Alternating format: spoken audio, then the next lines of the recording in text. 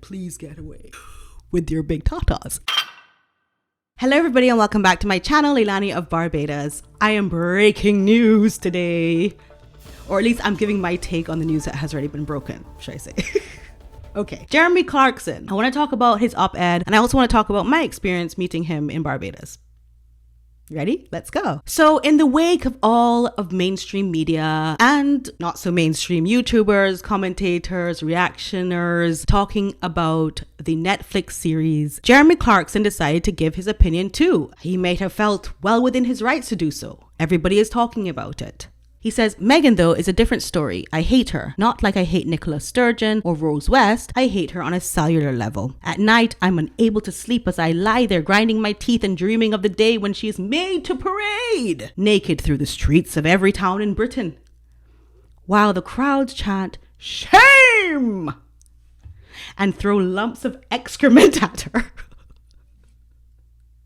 He continues, everyone who's my age thinks the same way. But what makes me despair is that younger people, especially girls, think she's pretty cool. They think she was a prisoner of Buckingham Palace, forced to talk about nothing but embroidery and kittens.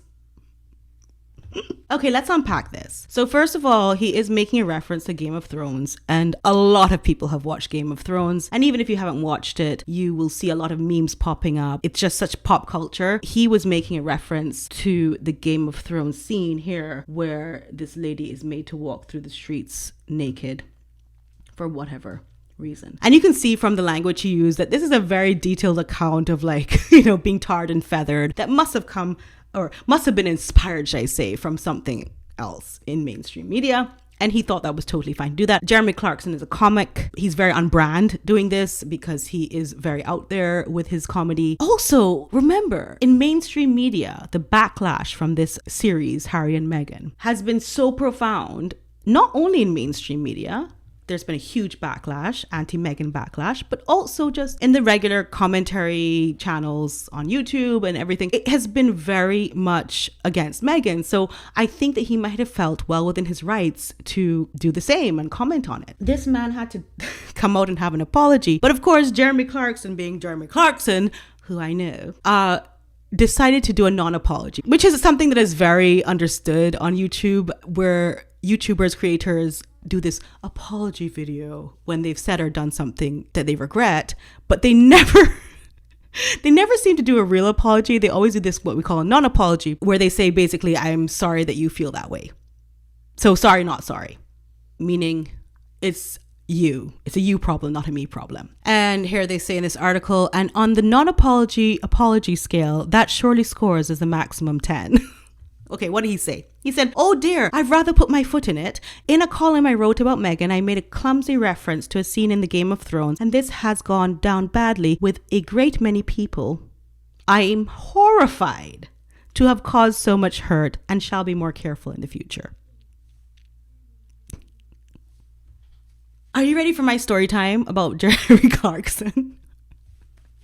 Okay, so in Barbados, I was invited to a Christmas party for a polo club, and I was there with my friend whose family owned the polo club and an employee of the polo club. She worked in the office, and she decided to wear this plunging neckline, red plunging neckline. And here's a picture of how it should have looked, because the design of this plunging neckline is really better on somebody who has a small chest. Our friend, let's call her Maxine, she was very well endowed. So she was like saying to us the whole night, like, oh, I don't want a wardrobe malfunction. I feel like her wardrobe malfunction is right on the horizon. And we were laughing and chatting, whatever. And we were standing at these tables that are like those high tables where you stand around and place your drink on or whatever. And we were all talking. And then Jeremy Clarkson, who was also invited to the Christmas party, as he was in Barbados, he spends a lot of Christmases in Barbados. He walks by and she completely fangirls over him. And my Barbadian friend and I, we were like, who's that? Because we didn't grow up with him and Top Gear and all that. We didn't. She ends up grabbing him and saying, hi,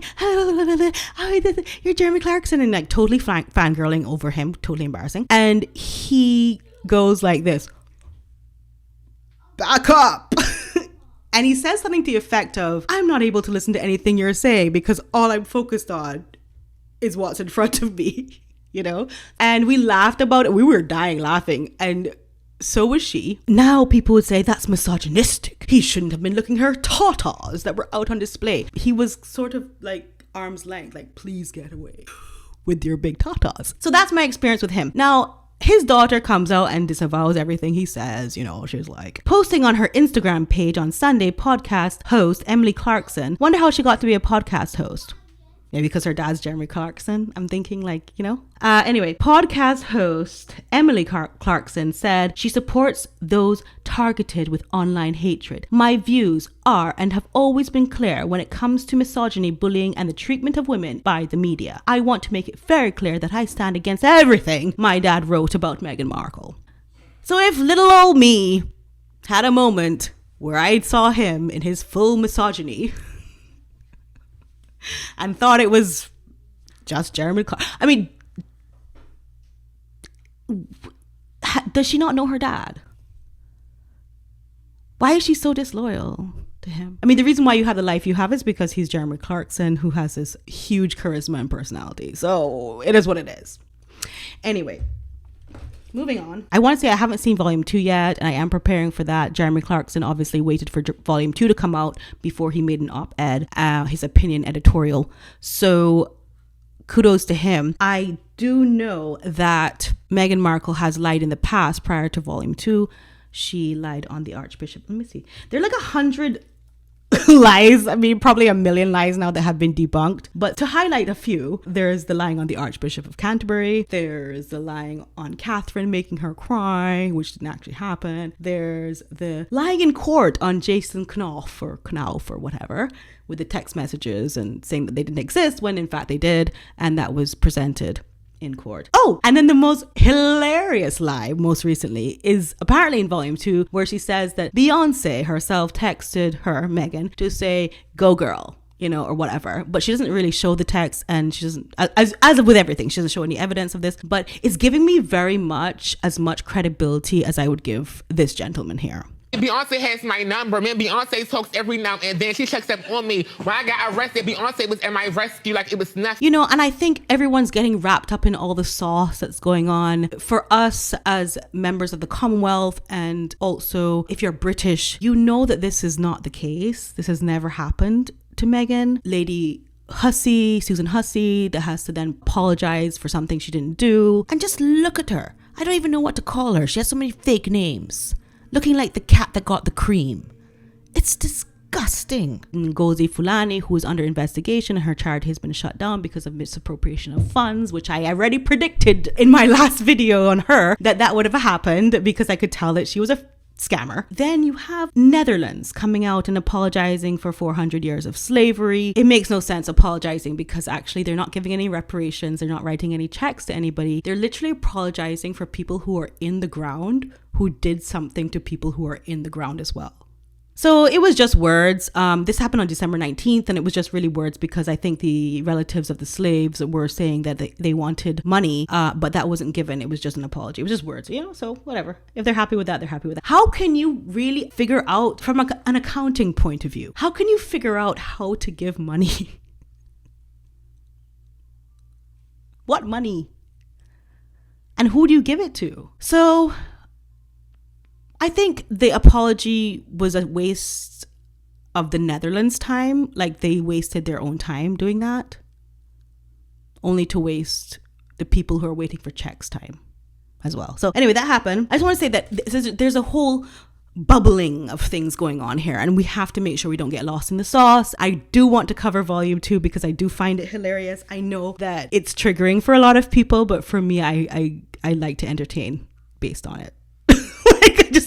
But if you don't laugh, you'll cry. Honestly. Anyway, so that's my take on news this week. I wonder if I missed anything. Oh yeah, there's something about Meghan Markle archetypes buying the rights to some kind of charity and using her image, just like doing, yeah, okay, so basically what she's done is she's taken their prototype and inserted her image and Harry's image into this charity. But I think that comes from the 40 times 40. Remember when she turned 40, she does 40 minutes and 40 women and 40, 40, 40, and that was already done before in South Africa with 60 minutes and 60 women and whatever. I don't know if that's the same thing. It's, again, very garbled. We don't know really what they're up to. I think they do things last minute. There's also this, so King Charles. King Charles has totally outplayed Harry and Meghan with response to Netflix documentary. King Charles III will reportedly send out invitations to Harry and Meghan for his coronation despite the claims against the royal family that were made in their new Netflix documentary series. Again, this is all about people getting lost in the drama because there's no way that we know that's going to actually happen. But if he does though, honestly, that would be so dramatic and interesting to watch. Just from like a body language perspective to see how that plays out, that they're literally in the coronation having disparaged every single person that's there with them. But I don't know. I don't think there's any obligation for him to invite them. The last thing he did say was have a nice life in America. Doesn't sound like somebody that's interested in them being in England again. Anyway, that's the end of that. So I'm going to get back on this volume 2. Pray for me. I am going to go through it. I'm going to dissect it. Okay, so watch it with me. And I love you so much. Don't forget to subscribe, press the bell notifications, and yeah, like it if you did like it, and share it with everybody. Say the girl with the purple eyebrows. Yeah, I'm just playing around with some stuff for Christmas, and it's Christmas, you know, it is what it is. Please share it with your friends. Purple eyebrows, girl.